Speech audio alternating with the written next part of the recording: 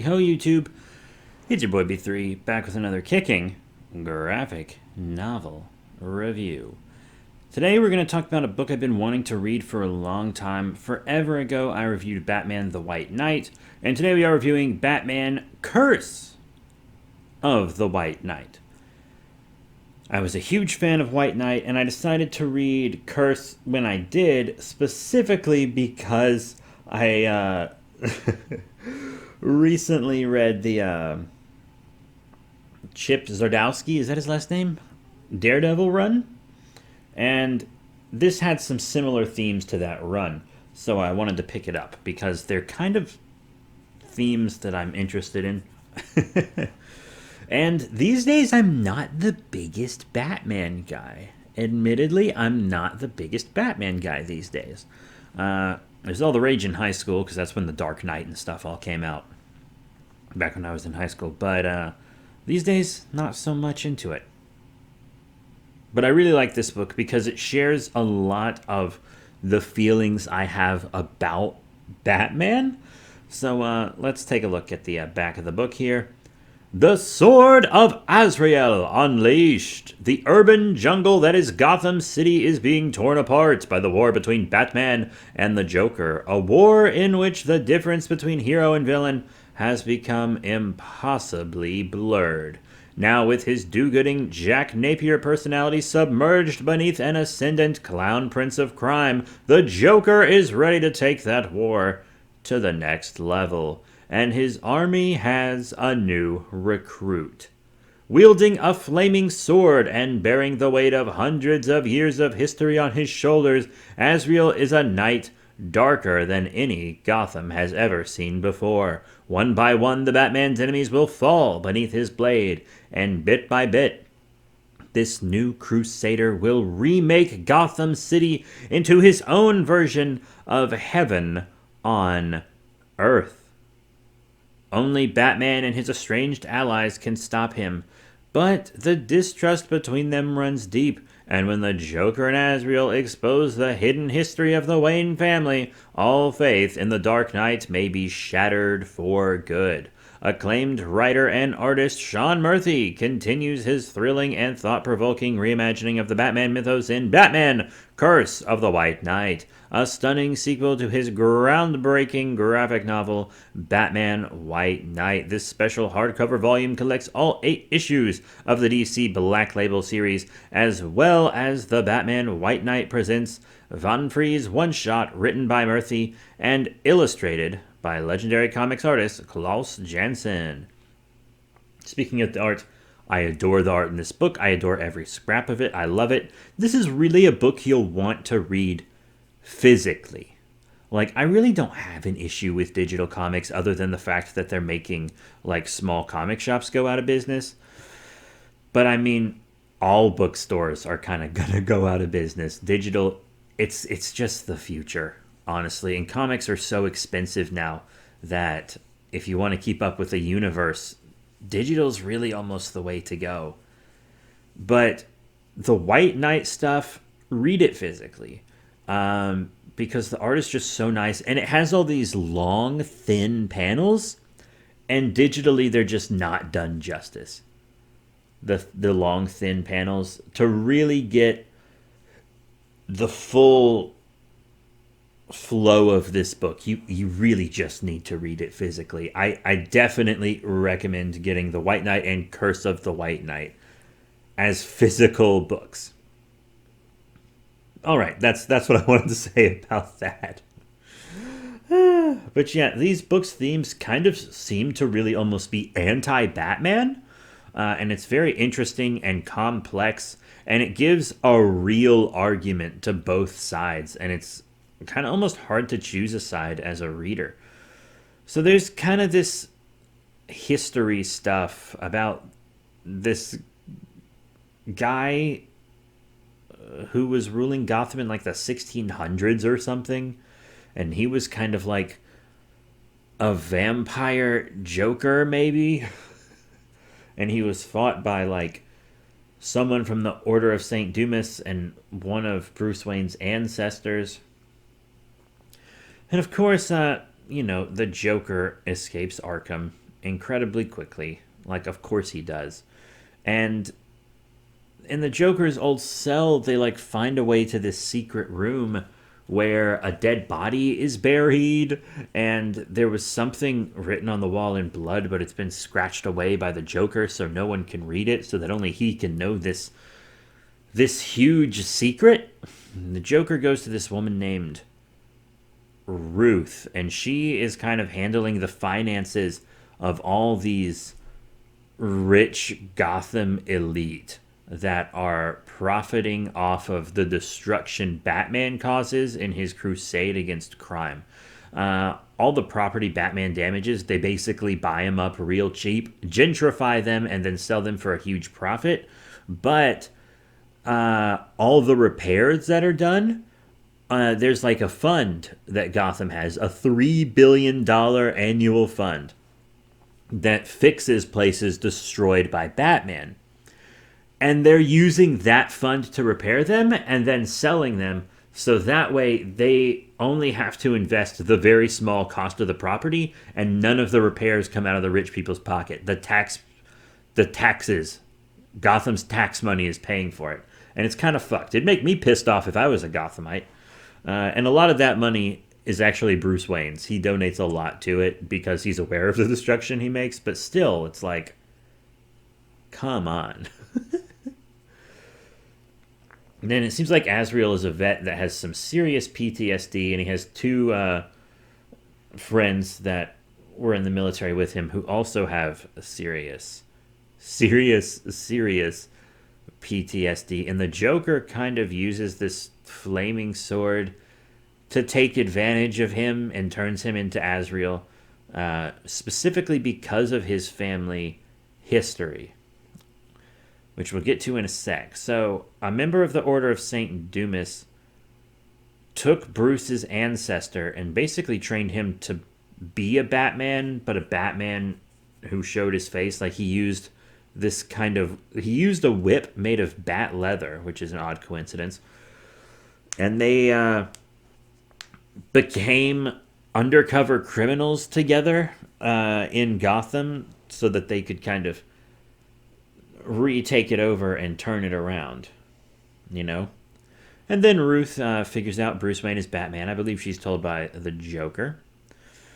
And she basically threatens him because at the end of the last book, he said he was going to unmask himself to the world in order to take responsibility for the damage he's done.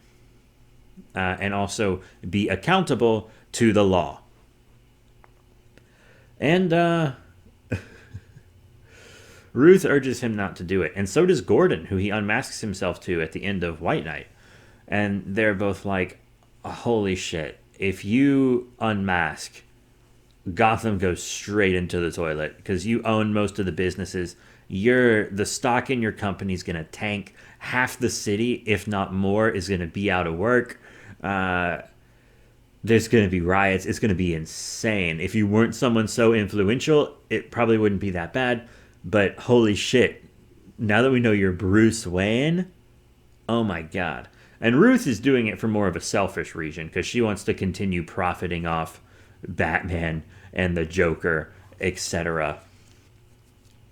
You know, whatnot. And there's also this Napier initiative that's going on. And Jim Gordon's going to run for mayor. I ain't going to lie. I'd vote for Jim Gordon for mayor. I think he'd do a pretty damn good job, to be completely honest. He's a straight shooter, and he truly does care. And he's not corrupt, even though he is willing to blur the lines sometimes, But that's kind of what all this is about. It's hard to really explain it. But the Joker shows up when he's announcing his candidacy, and the Joker straight up reveals Batgirl's secret identity.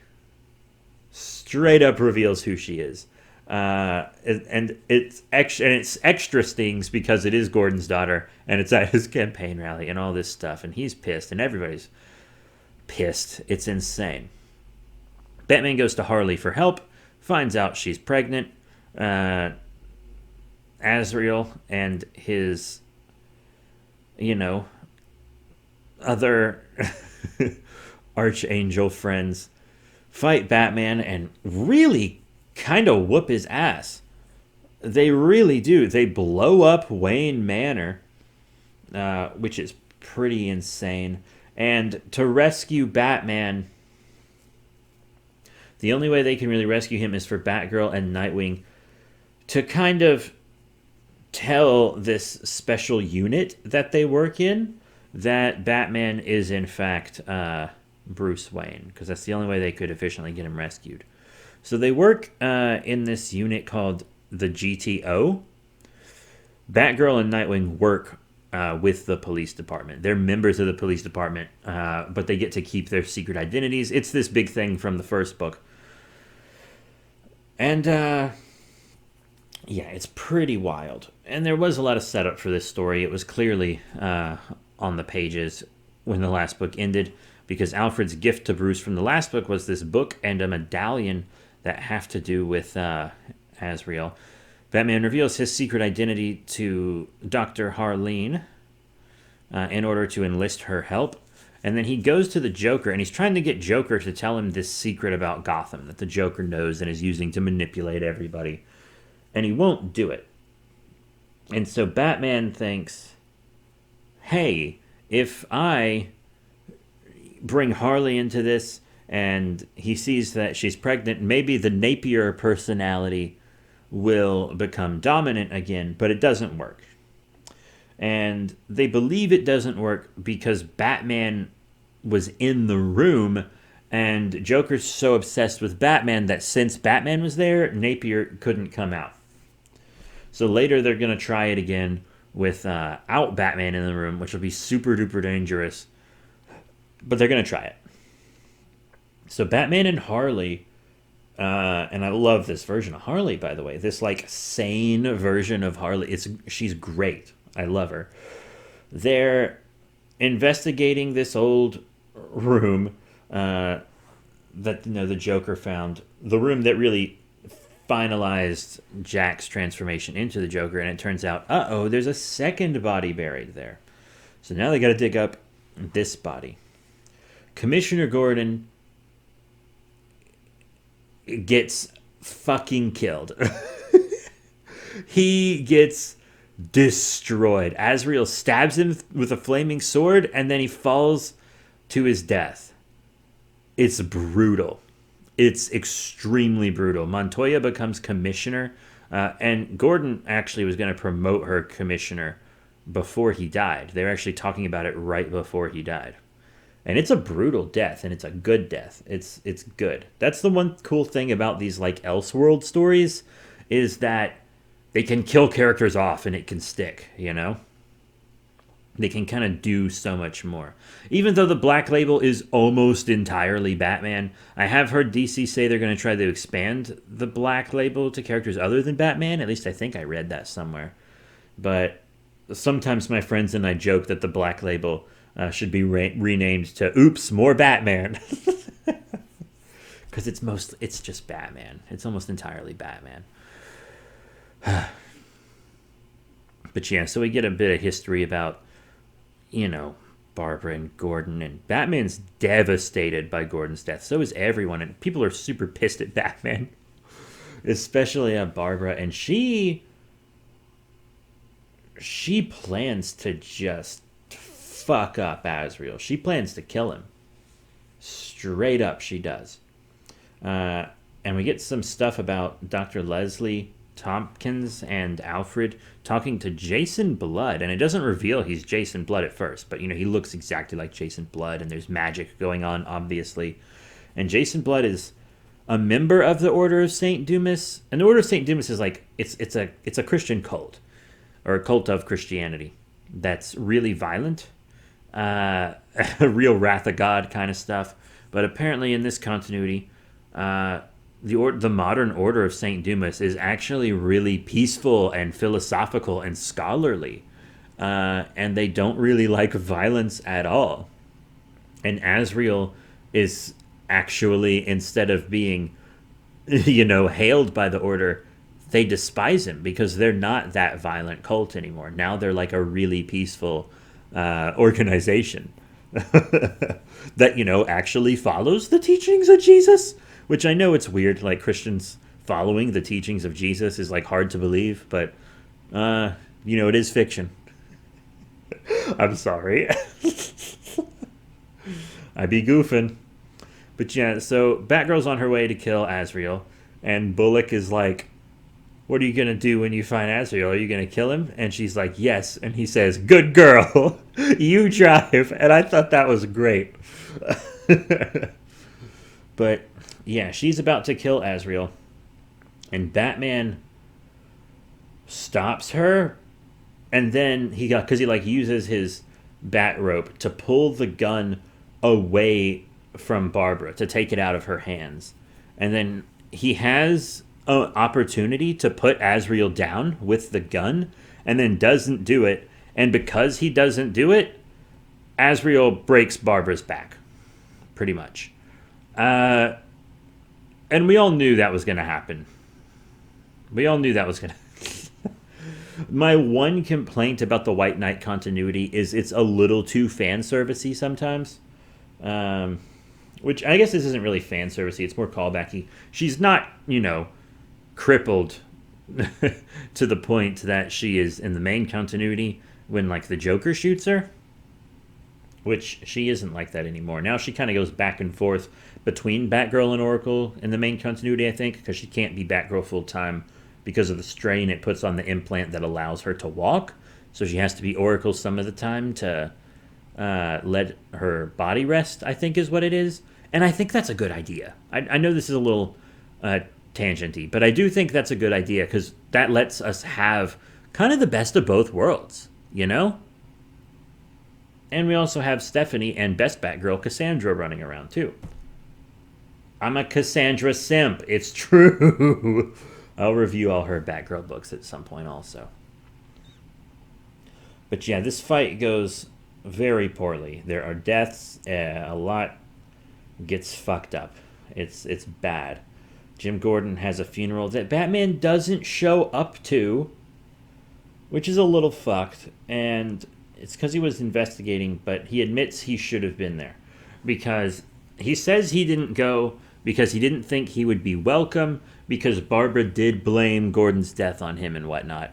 And because he feels responsible for her being in a wheelchair, albeit temporarily. It's still a bad thing. So he was like, oh, I'm not welcome there. And then they were mad that he wasn't there. So he was like, shit, okay, I should have been there then. I'm sorry. And I was like, Batman apologizing? Wow, this really is an Elseworlds. And then there's a floppy disk. Batman's using a floppy disk in one panel. And I was like, why?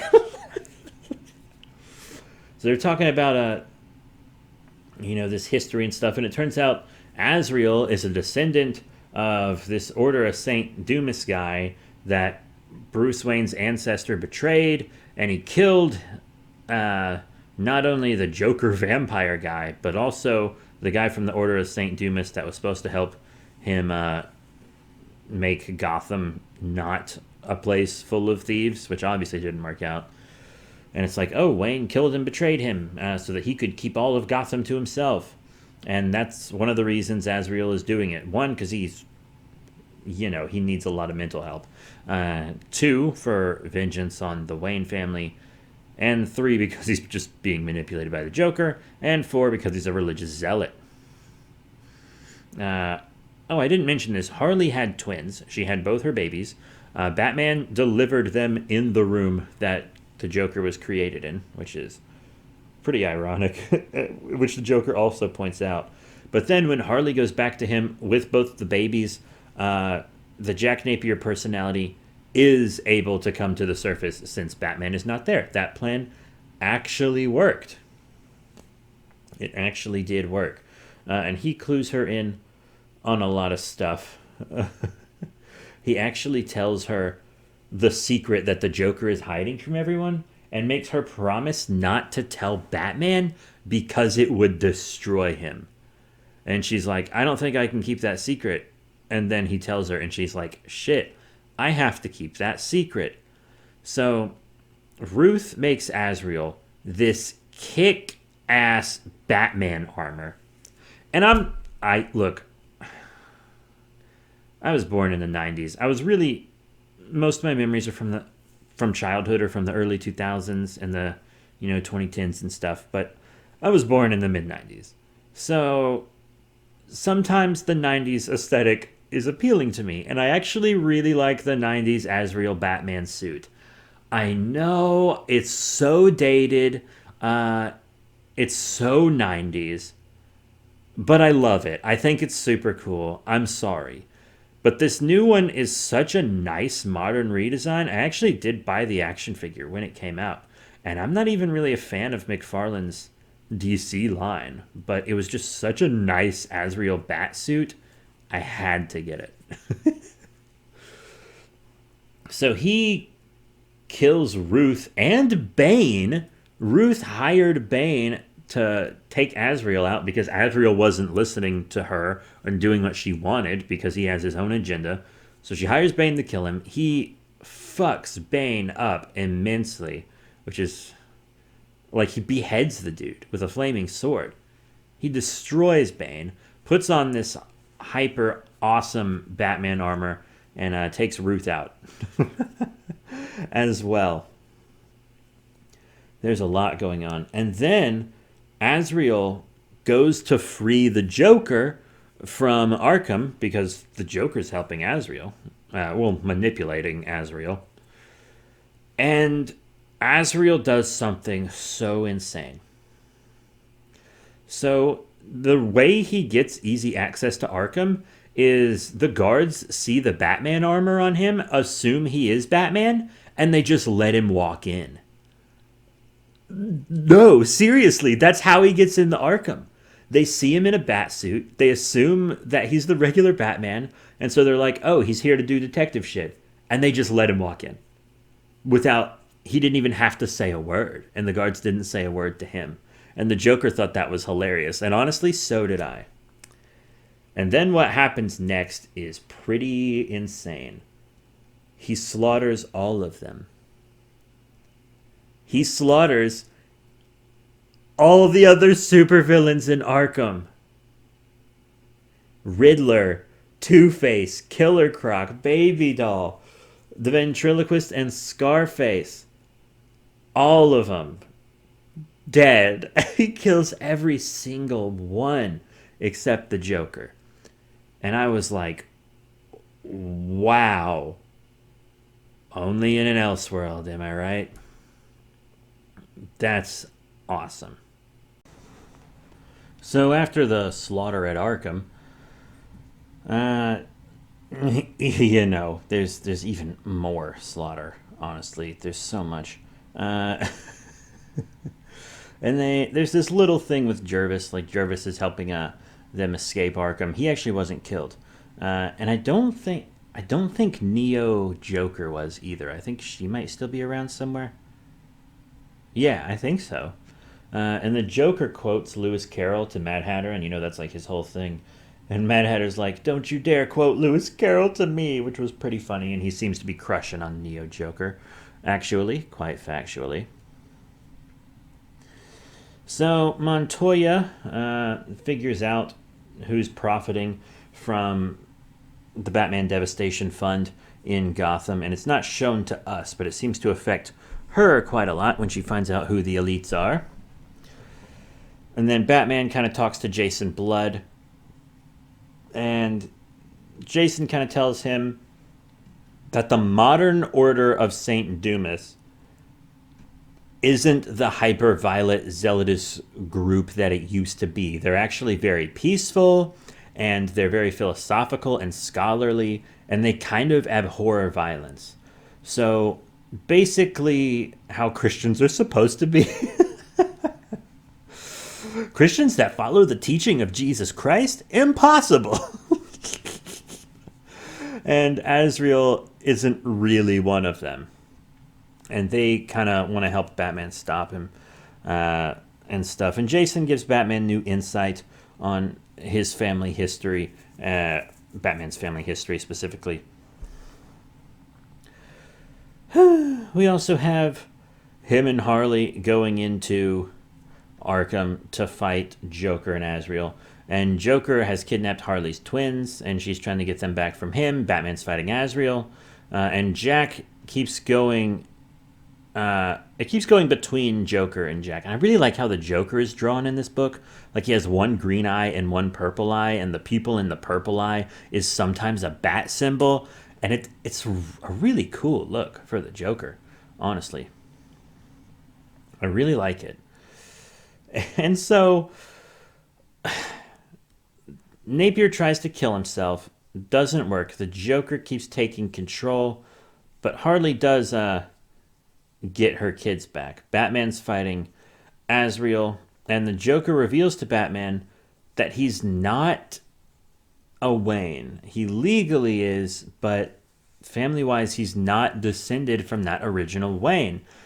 Bruce Wayne's ancestor didn't betray the Order of St. Dumas member and throw him in the pit and kill him. The Order of St. Dumas member betrayed the Wayne, stabbed him, pushed him in the hole that the vampire Joker fell into, and then with his blood he wrote on the wall, "I am Edmund Wayne." And then the Order of St. Dumas member stole his name so that Gotham would accept him. So the Waynes aren't actually descended from this hero that rescued Gotham. They're descended from a criminal and murderer imposter. And Batman seems to think that that somehow makes him less Gotham's protector. And Azrael seems to somehow make him think that he's Gotham's real protector. Because Azrael is the one that's actually descended from Edmund Wayne. Edmund, liked prostitutes. So, yeah, that's he does have a kid. So that's that. That's very much that. Now, what else? So it's a little weird, right? When you're reading this, especially when you're reading an issue a month and you have to like wait a month for more info and stuff, it's kind of weird. It almost, in a way, seems like the author thinks that who your ancestors were 300 years ago, actually more like 400 years ago, seems to decide what kind of person you are and what your lot in life is. But that's not the case. It's the characters that think that. It's, and it's kind of all leading up to a... it's not who I am underneath, it's what I do that defines me scenario. But it does kind of destroy Batman emotionally, because he does take a lot of pride in his bloodline, because he's a rich white man. And they do that. But he's fighting Azrael. And while they do kind of beat Azrael, he gets away. But Harley points a gun at the Joker, and the Joker's like, "You won't do it. You don't have the guts." But before he can say guts, Harley blows his brains out, which was awesome. And he does die, but at least he reverts back to Jack when he dies so that he can have a final moment with Harley and Batman. And Batman says she'll be okay, and, he can see that she's physically okay before he dies. So that's it. Death of the Joker and almost every single other supervillain in this timeline. Hooray! We get a little bit about Bruce's past. He didn't want to go to his parents' funeral, but Alfred promised to teach him to fight, and if he did, there's this beautiful heart-to-heart with Batman and Harley. It's a magnificent scene. It's magnificent. It really did warm my heart. It's very good. And just the way the panels are laid out, you have to read this book physically to really get the full effect. It's a gorgeous book. It's visually magnificent. It truly is. So John Paul Valley is out of his cancer medication. It's revealed earlier in the book that he has terminal cancer. And Ruth was getting him cancer medication because she thought that would kind of help her control him. But he's a religious zealot. No one can control him except the Joker, apparently. So when he killed Ruth, he kind of lost access to this cancer medicine that only, billionaires have access to. So now his actions are going to get a little more predictable because they know what he has to do. They know he has to get more cancer medication. Batman has another heart-to-heart, this time with Barbara Gordon, which was also really good, about her and her dad and him and stuff. And then Batman goes on live TV all across Gotham. And he's like, hey, I'm not doing the right thing here. Being Batman isn't working. I'm creating as much crime as I'm stopping. It's not healthy for me or you. I'm going to do the right thing and unmask right now. He unmasks on live TV as Bruce Wayne. And everyone's like, oh, he's Bruce Wayne. And most of Gotham is against him at this point. And he's like, I'm going to do what I should have done to help stop crime and make the city better before. I'm going to dissolve all my assets. I'm going to just billions of dollars. All of it. I'm going to use that money to help rebuild Gotham infrastructure-wise. I'm going to use that money to help create jobs and help the police. I'm going to give the police my technology so that they can use it to fight crime instead of me using it to basically just as therapy that isn't working. And he's like, but I want to defeat Azrael before I turn myself in. They need my help with Azrael. So all I'm asking is for all of you to clear the streets tonight, all 5 billion people. And if you do, I'll take down Azrael. And the police, like Commissioner Montoya, aren't really sure they'll do it. They're like, the people hate you. They're not going to clear the streets for you. But they do it. All of Gotham goes indoors. And they clear the streets so that Batman can fight Azrael with the least amount of collateral damage. And then the fight's immediately taken away from Gotham anyways. So it didn't really matter that much, except to prove a point.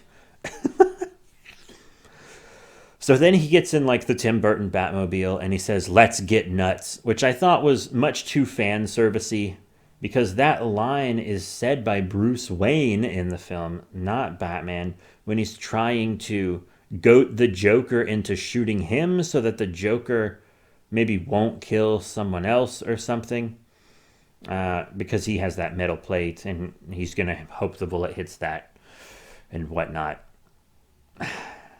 Yeah, that's his plan. And it doesn't make sense coming from this Batman in this moment. There's a lot of moments in the first 2 White Knight books that are fan servicey, especially to the Tim Burton Batman and Bruce Timm Batman fans. And sometimes it's a little much. I don't know why. It's just comics seem to be focused on fan service. And comic book movies do as well. There's just so much focus on fan service. And it's like, we know these things exist. You don't have to keep reminding us. Seeing a Batmobile from a movie in the comic, that's fine. That's like nothing. But forcing lines from the movies and TV into, the comics when they don't fit or make sense, just so you can have oh, that's from that thing I liked as a kid moment, it hurts the book. Like, there's a moment later in this where Nightwing says, holy such and such, Batman. And it's like, why? That's so forced. It's so forced. And it doesn't fit the tone. It's just bad fan service. It's basically what Star Wars is. Like, just fan service. We all know that's all the Boba Fett show is. But yeah, Nightwing and Batgirl kind of have this talk with Batman. Because he's going to kill Azrael. And he's not hiding the fact that he fully intends to just slaughter Azrael.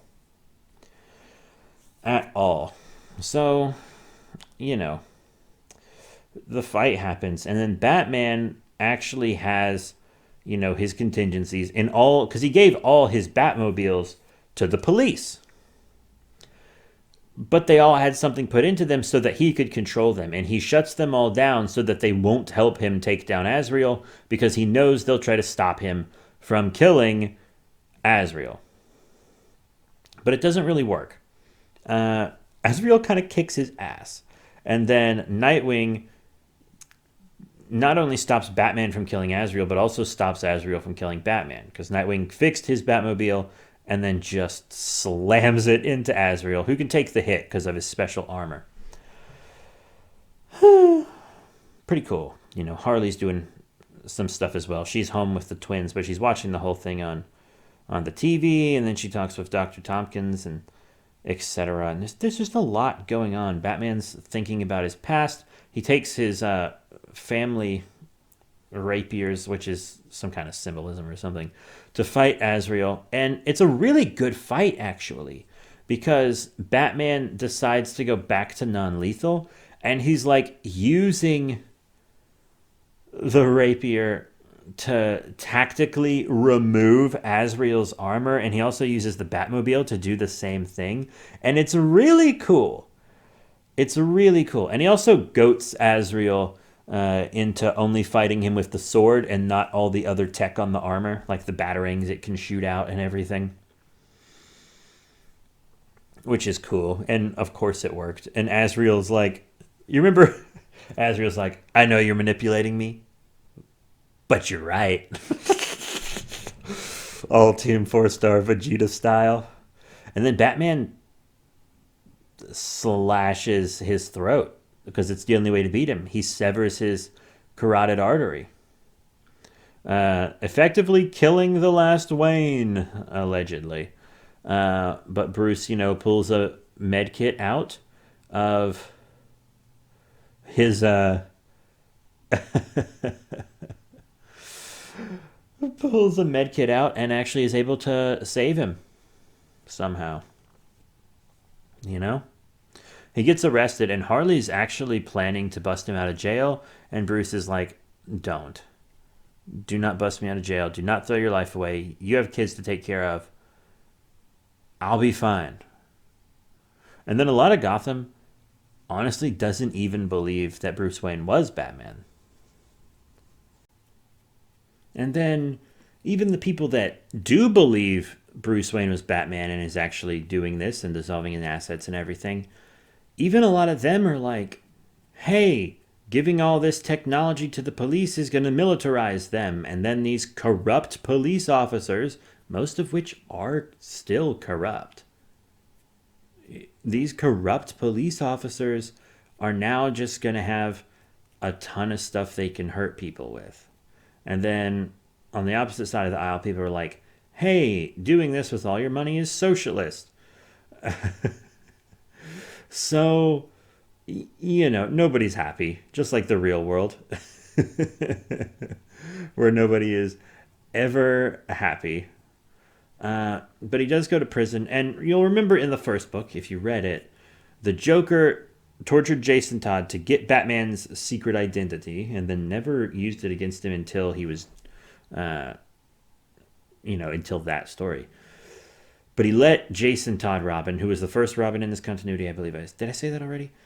Let Jason go, and Jason just didn't return to Batman, so Batman believed he was dead. And it's a really cool reveal, because it's kind of revealed via shadows, because Bruce is in prison talking to this military man, but the shadows they cast on the wall are of Batman and Robin, which is a very nice artistic way to show this is Jason. But of course, the last panel of the comic is just a real tight shot of his military name tag, which says Todd. So we know it's Jason. Jason ran off and joined the military, apparently. And Batman wants to try to reconcile with him, it seems. And then there's kind of a one-shot tacked on to the end of this. The art's not as good, but it still is good.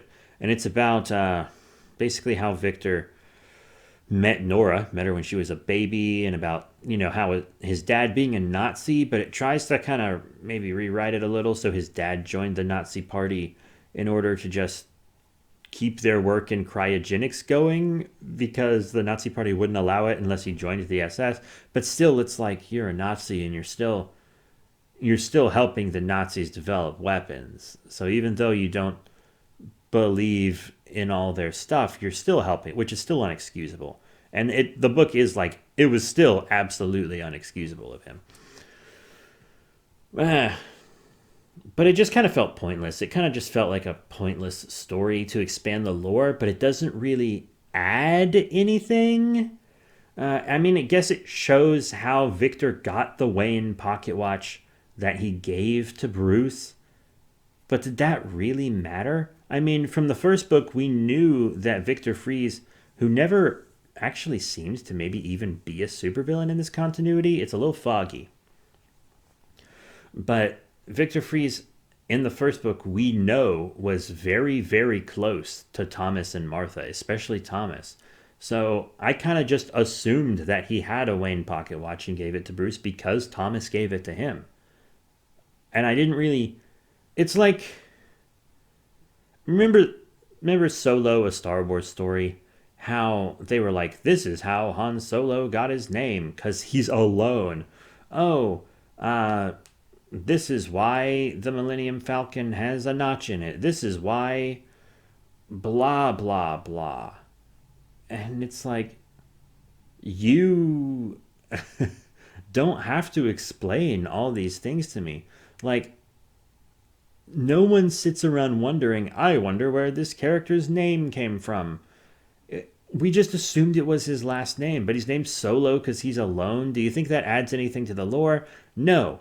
This book kind of felt like that. This Mr. Freeze one shot. It was like, it didn't add anything. It's just there because White Knight is popular and they could make money off another issue, it felt like. That being said, in a way, I feel like that's the correct direction to go with this continuity. I mean, Batman's in prison. He's revealed his secret identity. He's dissolved his assets. He's given all his tech to the police. I feel like the Batman White Knight continuity, to keep it from being kind of run into the ground like the Dark Knight Returns was, it should be about the other characters in the universe. I mean, the next book is a Harley book. It's not a Batman book. I haven't read it. I'm going to read it probably soon because I really love these books. But it's not a Batman story. It's a Harley Quinn story. And I think that's the best way to keep this universe interesting and to not feel like it's being run into the ground. Maybe we could have a Nightwing story or a Batgirl story in the future, or one about them together. We could have a story about Jason because he's obviously back into the picture. Let's have a book about him and reconciling with Batman. Maybe he becomes a vigilante himself, and he doesn't want to become a bat-themed one because he doesn't want that, but maybe he becomes the Red Hood. And the Joker wasn't Red Hood in this continuity, so there's no, Joker tie. It's just, that's what he is. And maybe he's willing to kill because he was in the military and he just has killed because that's what you do in the military. And it's like, oh, this is a war on crime. And in war, you kill. It can be a different reason to kill. Maybe one with I don't want to say less baggage, but like different baggage. And there's just so much you could still do, especially with Harley, I feel like.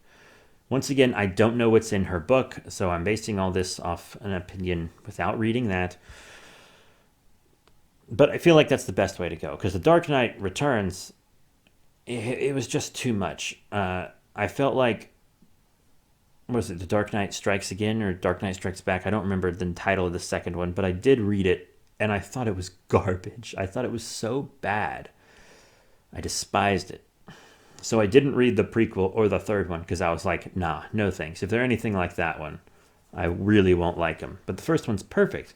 But the sequel doesn't feel like it's about as much. It feels like it's just the themes are watered down themes from the last one. And Batman doesn't kill in it, but he allows the characters he works with to kill in it. And Superman and Wonder Woman have sex that causes natural disasters, and both of them are just kind of okay with the body count that results from them having superhuman sex. It's a bad book, and it's visually confusing as well, just FYI. But that's enough about that. I just don't want the White Knight to make the same mistake that continuity did. I just don't. But that's it. This is a really good book with really good art. I recommend reading it physically. It's fantastic. It really is. You at least need to read the first two. I actually thought the first book kind of felt mostly complete. I mean, there was obviously set up for a next book in it with like Napier saying that cell's where I discovered the Joker, and Batman, revealing his mask to Gordon, or taking his mask off and revealing his face to Gordon, and it ending there. Like there was obviously a place they wanted to go, but you could have just stopped reading there, and it would have felt like a full story. But now, going back and looking at that story, I'm like, now reading it would feel incomplete without this. It's a very good sequel. I really loved it. I still think I love the first one more, but I love this almost as much. It's really cool. So that's it. Thank you all once again for your support. Remember to rate, comment, subscribe. Check out all the cool links in the description below, and I'll see you all next time.